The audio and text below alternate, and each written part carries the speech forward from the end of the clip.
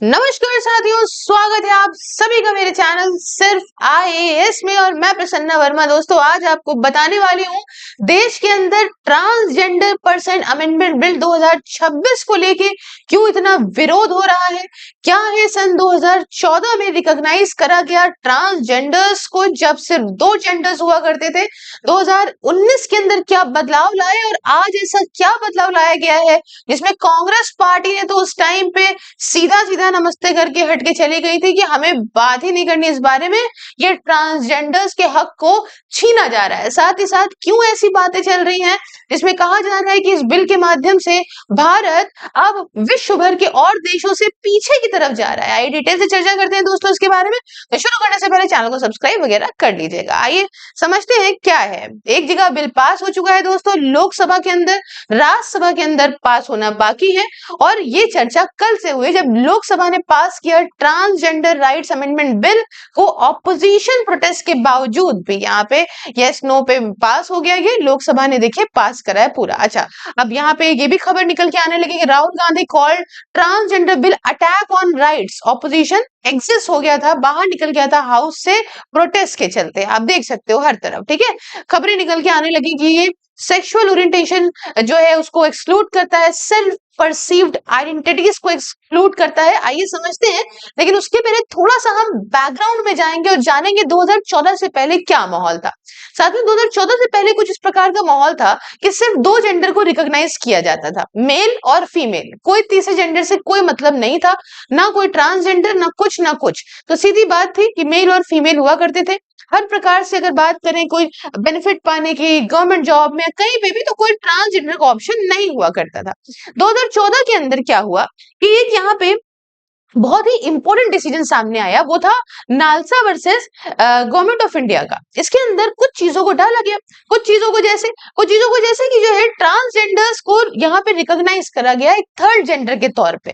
Third gender में transgenders और भी बाकी अगर आप देखें तो सब आ रहे थे। और इसमें स्थापित किया गया कि सेल्फ आइडेंटिफिकेशन होगा जेंडर का, को ये फंडामेंटल राइट होगा। मतलब समझिएगा कि अगर आप चाहते हो कि भाई साहब, अगर आप गए और आपने कहा कि मेरा ये जेंडर है, फला फला हूं, मैं ट्रांस मैन हूं, ट्रांस विमेन हूं, ठीक है, गे हूं, क्वीर हूं, लेस्बियन हूं, व्हाटएवर, मैंने खुद बताया, मेरी खुद की इच्छा है, मैंने खुद ही इस बात को जो है वो एक्सेप्ट करा और मैंने बता दिया, और ये मेरा फंडामेंटल राइट्स होगा, ठीक है, इस बारे में कहा गया। और इसको प्रोटेक्शन भी मिला आर्टिकल नंबर 14 के तहत, जो कि कहता है भैया इक्वलिटी की बात करता है, आर्टिकल 19 के तहत जो हमारा एक्सप्रेशन फ्रीडम है, और आर्टिकल 21 जो कि हमारा राइट टू लाइफ है विद डिग्निटी। तो इन सब के तहत बात हुई कि भैया खुशी और हंसी और उल्लास का जो है माहौल बनने लग गया। चलो कोई बात नहीं। अब कहानी आती है ये कि इसको लेके कोई लॉ प्रोटेक्ट नहीं कर रहा था, है ना। बात तो हो गई, चलो सब कुछ होगा, लेकिन 2019 के अंदर जब सारी बातें होने लगी, भाई कोई लॉ तो लेकर आओ जो उसको प्रोटेक्शन दे। तो सन 2019 आता है, और सन 2019 की अगर हम बात करें तो उसके अंदर एक आता है transgender person protection of right act 2019, ठीक है। अब इसमें क्या हुआ, तो इसमें ऐसा कुछ हुआ कि लीगल रिकॉग्निशन दे दिया गया ट्रांसजेंडर पर्सन को। ये एक बात क्लियर हो गई। डिस्क्रिमिनेशन होने लगा, ठीक है, कि कोई मतलब भेदभाव आप नहीं करेंगे इन लोगों के साथ में। तीसरी बात कि इसका सर्टिफिकेशन आपको लेना पड़ेगा जाके डीएम से, डिस्ट्रिक्ट मजिस्ट्रेट से आपको इसका सर्टिफिकेशन लेना पड़ेगा। और वेलफेयर की स्कीम बिल्कुल मैंडेट हो गई कि इन लोगों को भी यही फायदा प्रोवाइड करना चाहिए जो बाकी लोगों को मिल रहा है, ठीक है। अच्छा, उस समय भी इसका क्रिटिसिज्म हुआ था कुछ फील्ड्स में, जैसे कि इसमें क्या था कि ब्यूरोक्रेटिक सर्टिफिकेशन जो डीएम का आपको लेना है जाके डिस्ट्रिक्ट मजिस्ट्रेट का, तो देश के अंदर डिस्ट्रिक्ट मजिस्ट्रेट या कोई भी सर्टिफिकेशन लेने में तो आप जानते हो कितने ही चक्कर लगाओ, कितने ही पैसा खिलाओ, तब एक सर्टिफिकेशन मिल पाएगा, ठीक है। कोई भी रिजर्वेशन की प्रोविजन उसके अंदर नहीं है, ये एक दिक्कत उस समय भी कही गई थी। और पनिशमेंट के जो क्लॉजेस हैं वो बहुत कमजोर हैं, है ना, कि मतलब बहुत ज्यादा नहीं है कि अगर कोई किसी प्रकार से इनके साथ भेदभाव या कुछ करता है तो एक टफ क्लॉजेस दिए जाएं, इस प्रकार के नहीं थे।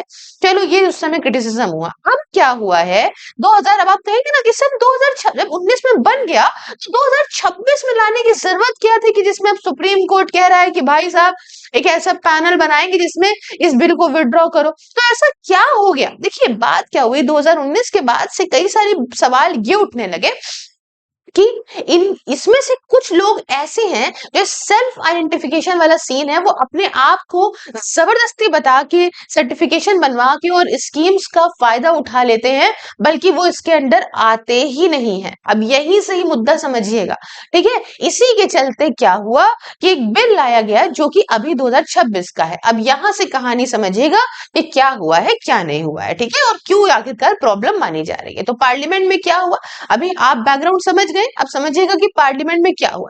इस बिल को लोकसभा के अंदर पास कर दिया गया है, वोटिंग हुई है, लाउड प्रोटेस्ट चल रही, जैसे मैंने आपको बताया, प्रॉपर ऑपोजिशन स्लोगन्स दे रहा था, ठीक है। डिस्ट्रप्शंस के बावजूद, आप जानते हो कि यहाँ पे सरकार डिस्ट्रप्शन हो या कुछ हो, भैया अपना जो करना है करके रहती है। सरकार ने इस बिल को मेजोरिटी वोट के थ्रू कर दिया और एकदम माहौल काफी टेंस हो गया था, और अगर हम बताएं तो पॉलिटिकली चार्ज हो गया था, ठीक है।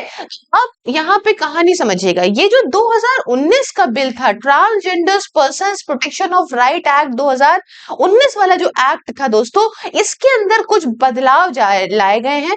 किस लिए? उद्देश्य ये है कि राइट्स और प्रोटेक्शन ट्रांसजेंडर पर्सन की और मजबूत की जाए, ये नाम लाया जा रहा है। जो भी कमियां थी 2019 के लॉ में, उसमें कुछ मजबूती लाई जाए, ये इसलिए, और इम्प्लीमेंटेशन मैकेनिज्म और मजबूत हो इसलिए, ठीक है।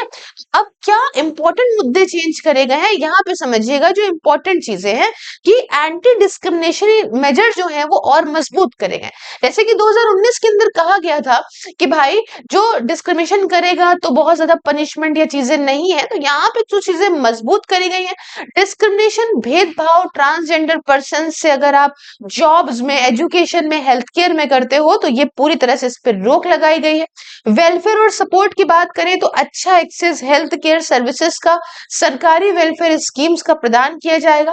आइडेंटिफिकेशन एंड सर्टिफिकेशन की बात करें तो यहीं पे ही दिक्कतें हैं, यार समझिएगा। दिक्कत क्या है कि अब जैसे पहले ट्रांसजेंडर्स खुद जाके कह सकते थे कि भैया सेल्फ आइडेंटिफिकेशन था, या कि भैया हम ये फला फला फला है, ठीक है, और इसी बात पे ही आगे फंडामेंटल राइट था, ये मान्य चीजें होती थी, इस चीज को खत्म कर दिया गया है दोस्तों, यही सही बवंडर है। अब एक मेडिकल चेकअप होगा प्रॉपर, और उसके बाद ये रिपोर्ट जाएगी, तब डिसाइड होगा कि आप क्या हो और क्या नहीं। सरकार का ऐसा कहना है कि लोग अपना सेल्फ आइडेंटिफिकेशन का फायदा उठा के सरकारी चीजों का या वेलफेयर का गलत उपयोग कर रहे थे, और आइडेंटिटी रिकॉग्नाइज्ड और सर्टिफिकेशन वाला हिसाब है। लीगल प्रोटेक्शन वैसे मैंने बताया कि टाइटर पेनाल्टी अब्यूज और हैरेसमेंट के लिए तो करी है, ये एक अलग बात है, पर जो मैंने आपको बताया कि अब ये जो चीज करी गई है सेल्फ आइडेंटिफिकेशन खत्म करना, इस पे बवंडर है। इस पे कहा जा रहा है कि मेडिकल वाली चीज तो दुनिया भर के देशों में खत्म कर दी गई है, आप क्यों लेकर आ रहे हो। दूसरी चीज सेल्फ आइडेंटिफिकेशन, क्या भाई अपने अंधे को खुद बता सकता है ना, जाके आप डिसाइड करोगे कि वो क्या है क्या नहीं है।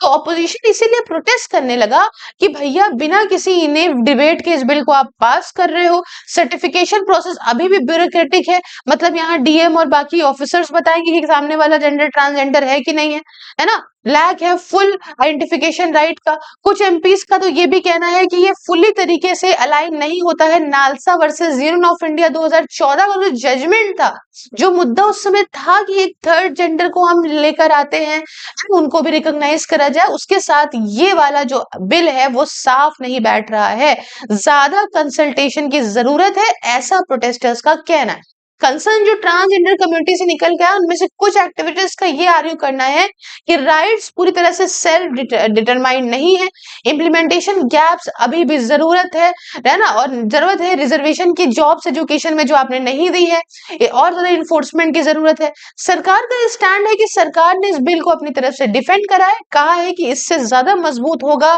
क्या प्रोटेक्शंस जो ऑलरेडी है।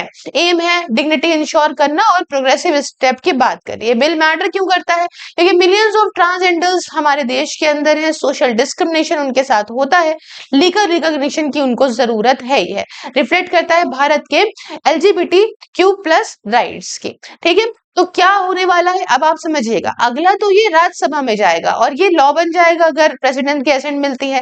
परंतु इसके पहले आप देख सकते हो कि एक्टिविस्ट जो कंडेम कर रहे हैं इसको, इसमें सुप्रीम कोर्ट ने अपॉइंट करा है एक पैनल जिसमें सेंटर को कहा है कि आप इस ट्रांसजेंडर बिल को यहाँ पे वापस लीजिए, जो राइट जो सेल्फ डिटर्मिनेशन का है वो जो छीन रहा है उसको आप यहाँ से हटाइए। क्या लगता है आपको, क्या सरकार इस पे काम करके इस क्लॉज को हटाएगी या नहीं? मुझे कमेंट में बताइएगा। चैनल को सब्सक्राइब और क्यूआर को स्कैन करके आप मेरे चैनल को सपोर्ट कर सकते हो, ज्वाइन कर सकते हो आप वर्चुअल लाइब्रेरी को, जिसमें आप मात्र 99 रुपीज पर मंथ में घर बैठ के जाड़ा गर्मी हो या बरसात किसी भी एग्जाम की तैयारी डिसिप्लिन तरीके से कर सकते हैं। इसके रिगार्डिंग आप मुझसे बात करिए 9919785532 ऑन व्हाट्सएप एंड @सिर्फ सेल्स ऑन टेलीग्राम पे। दोस्तों अपने आप को आज ही इंश्योर कराइए, चाहे वो आप इन्वेस्टमेंट, एसआईपी, इंश्योरेंस किसी भी प्रकार से इस नंबर पे कांटेक्ट करके सिर्फ IAS कोड बताते हैं तो आपको मिलेगा 20% तक का डिस्काउंट। साथ ही सभी सोशल मीडिया के लिंक इंक्लूडिंग व्हाट्सएप डिस्क्रिप्शन में है, हर जगह फॉलो करिए और ज्वाइन करिए मेरी मेंबरशिप को। मिलती हूँ नेक्स्ट वीडियो में किसी नए और इंटरेस्टिंग टॉपिक के साथ, तब तक के लिए जय हिंद, जय भारत।